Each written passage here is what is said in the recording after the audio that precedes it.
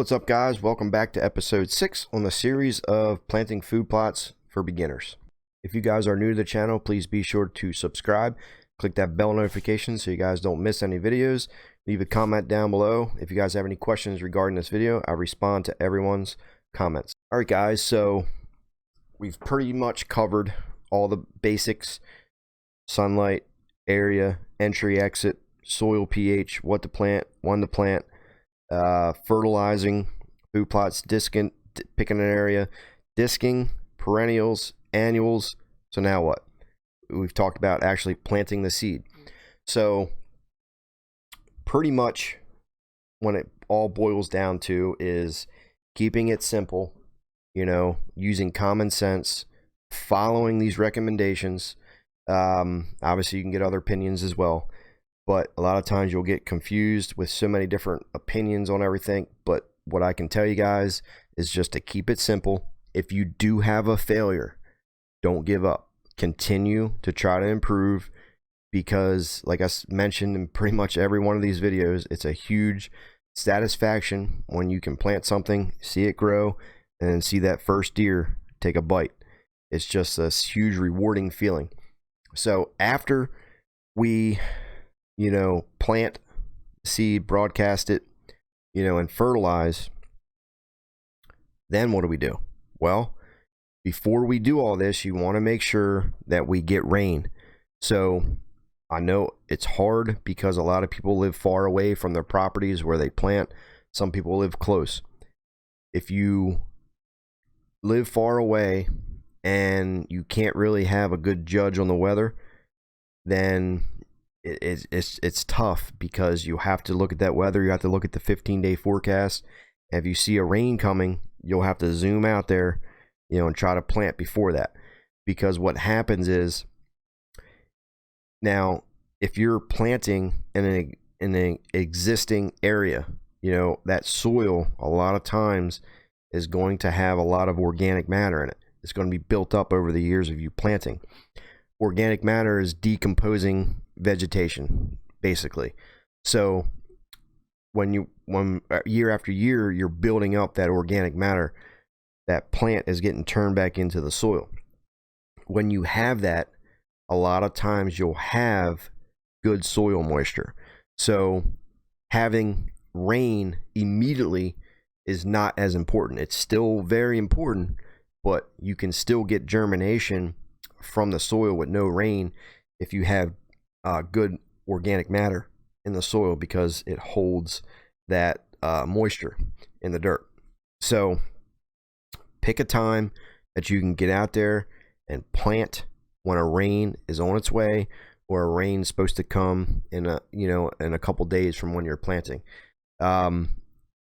Also, my advice is to slightly overseed. So if you're planting clovers, overseed them by a couple pounds. If you're planting buckwheat, overseed that by a couple pounds.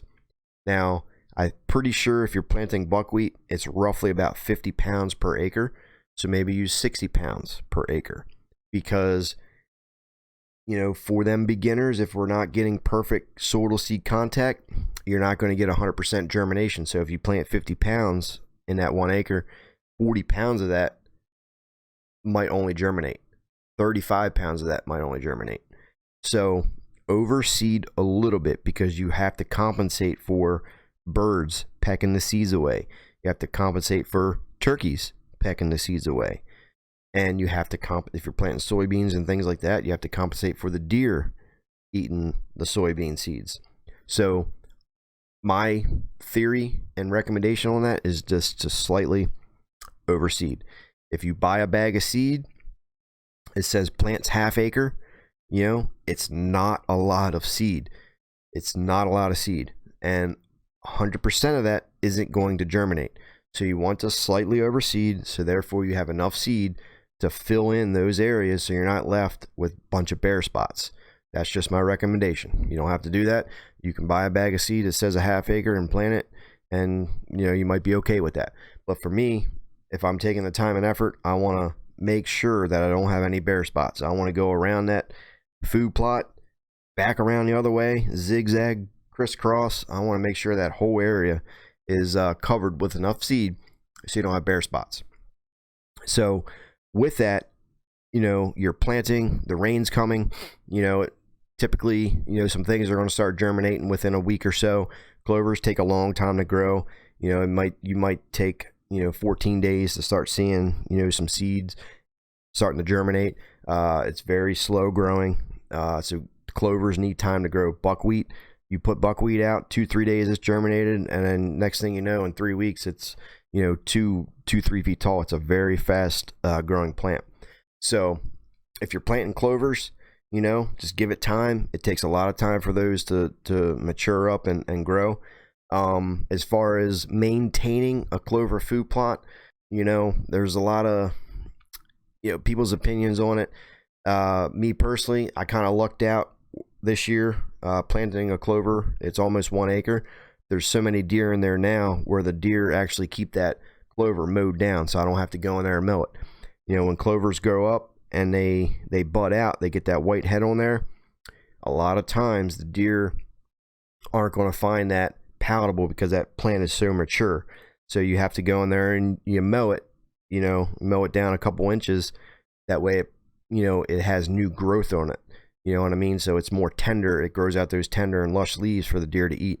So a lot of times if a plant matures, you know, it's not as lush or palatable to a deer as if it was a young plant. Does that make sense? So clovers, depending on your area, how many deer you have, you may not have to do anything with it. The deer might keep it mowed down to where it never actually matures and gets that head on there to where you actually have to mow it. So keep that in mind.